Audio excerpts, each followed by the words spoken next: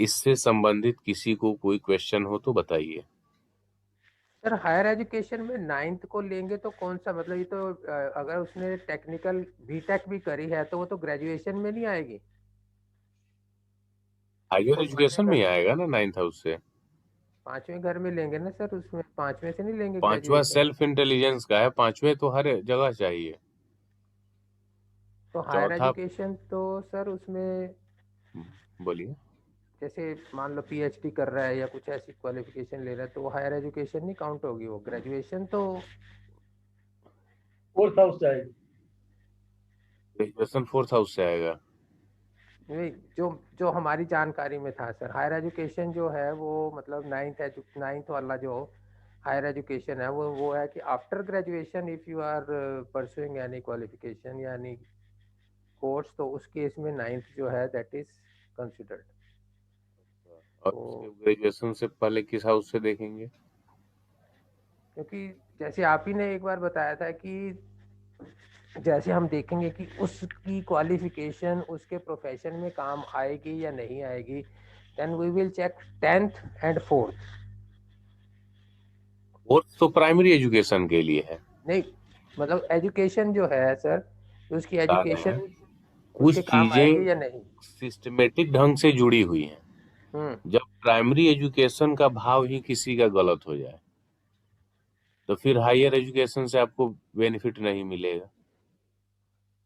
और higher education भी आपकी जो एजुकेशन ही सही ना हो तो फिर प्रोफेशन से आपको फायदा नहीं होगा। यहाँ एक चीजें डिफरेंशिएट करने वाली है, मुझे ध्यान नहीं है कि कब बताया था मैंने, किस टॉपिक पे बताया था, लेकिन यहाँ ये समझिए फोर्थ हाउस प्राइमरी एजुकेशन का होता है, पांचवा सेल्फ इंटेलिजेंस का होता है। जो प्राइमरी हो चाहे हायर हो या प्रोफेशन हो, हर एक जगह उसकी आवश्यकता है पांचवे का। उसके बाद जो आपका हॉबीज वाला सब्जेक्ट होगा, जो आर्ट वाला सब्जेक्ट होगा, उसमें फिफ्थ हाउस आएगा। जो भी कला वाली है, ड्राइंग है, पेंटिंग है, फैशन डिजाइनिंग है, किसी प्रकार का सिंगिंग है, इसमें आएगा। 10th के ऊपर जब हम जाएंगे वहां से 9th हाउस का रोल स्टार्ट हो जाएगा। वहां से लेके और फिर आगे जहां आपको पीएचडी रिसर्च करना है उसमें 9th हाउस आएगा। बिना एकेडमिक जो रिसर्च होता है उसमें 8th हाउस आता है। जैसे बिना एकेडमिक बहुत से लोग आप देखेंगे, जैसे आज ही मैंने फेसबुक पे देखा, बनारस के कोई चौरसिया जी हैं, उन्होंने सेना के लिए एक हेलमेट बनाया हुआ है जो उसमें बंदूक फायरिंग वगैरह सब सिस्टम दी हुई है। और भी कई लोगों का आप देखते होंगे पानी से बिजली बनाने वाला कुछ भी किसी प्रकार का। तो जो आदमी एकेडमिक एजुकेशन नहीं लेते हुए ऐसे ही सोचता है, रिसर्च करता है, उसमें 8वें भाव को हम लेते हैं। ये शिक्षा के बारे में। 10वां भाव प्रोफेशन का होता है, जिसमें नौकरी, बिजनेस या आपके द्वारा किए जाने वाले जो भी कार्यकलाप हैं, आपका प्रोफेशन, वो आता है। तो जो एक प्रोसेस है जनरली जो हम सीखते हैं कि हमारा प्रोफेशन हमारे एजुकेशन से ही डिसाइड होगा।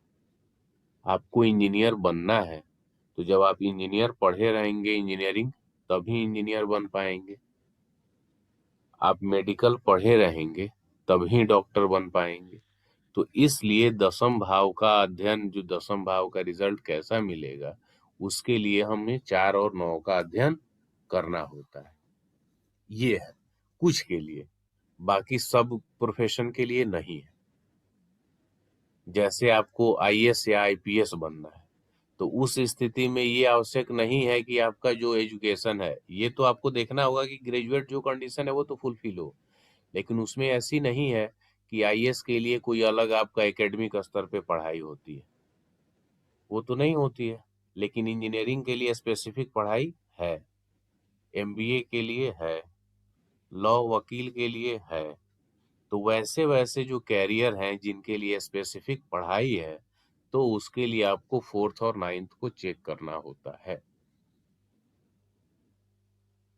समझ में आया? तो सर एक चीज वही यस हुई ना सर। सर, अगर 10th स्टैंडर्ड तक देखना हो तो फोर्थ हाउस देखना है। उसके ऊपर 11 12 और कॉलेज और हायर एजुकेशन कोई भी देखना हो तो वो 9th से देखना है। हाँ। अब 10th के लिए अभी हमें देखना है। बहुत से ऐसे स्टेट हैं या पहले थे जहाँ पे 8 क्लास के बाद ही सब्जेक्ट में परिवर्तन हो जाता था। तो उस स्थिति में आप वैसी जगह में यदि आप रहते तो हायर के लिए आप 8 क्लास के बाद ही चेक करते। ओके। समझ रहे हैं?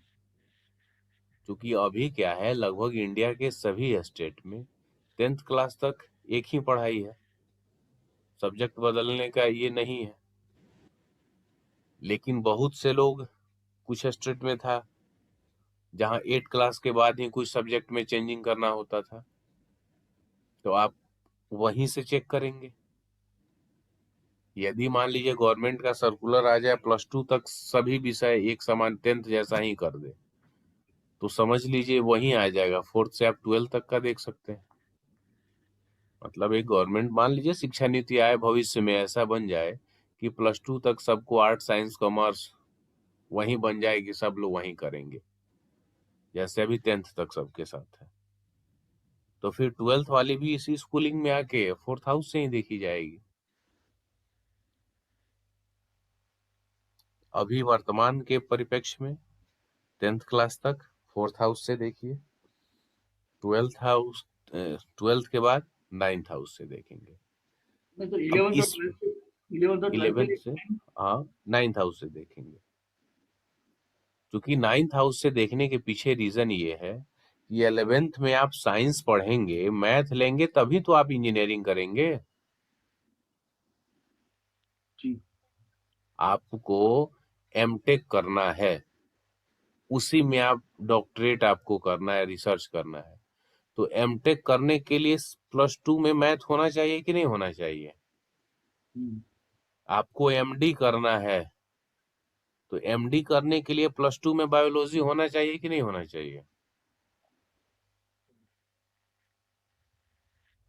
एमबीबीएस के बाद एमडी होगा ना? जी सर। तो फिर एमडी बिना बायोलॉजी पढ़े हो जाएगा? नहीं। तो फिर इसी डिफरेंस को तो समझना है। आप सिर्फ डायरेक्ट चले जा रहे हैं कि पीएचडी के लिए, तो वो पीएचडी स्टार्ट कहाँ से हो रहा है? इंग्लिश लैंग्वेज से आपको पीएचडी करना है। +2 में आप इंग्लिश लिए रहेंगे तब तो। हिंदी से करना है, उर्दू से करना है, किसी भी साहित्य से, तो वो आपके +2 में होना चाहिए कि नहीं होना चाहिए? क्योंकि 10th तक सभी शिक्षा समान होती है और 10th के बाद ही तो स्ट्रीम अलग होते हैं। समझे? Yes sir. इसी डिफरेंस को समझिए। कल हो के यदि +2 तक सेम सब्जेक्ट हो जाएगा, तो +2 के बाद जो +3 होगा वहां से आप चेक करेंगे 9th से। कल हो के 8th क्लास से हो गया, गवर्नमेंट ने 9th क्लास से ही मान लीजिए डिक्लेयर कर दिया कि आर्ट और साइंस 9th से ही अलग अलग कर दिए जाएंगे, तो यहाँ तो सब्जेक्ट सिलेक्शन 9th क्लास से ही आ गया ना। तो आपका 9th हाउस यहीं से देखा जाएगा।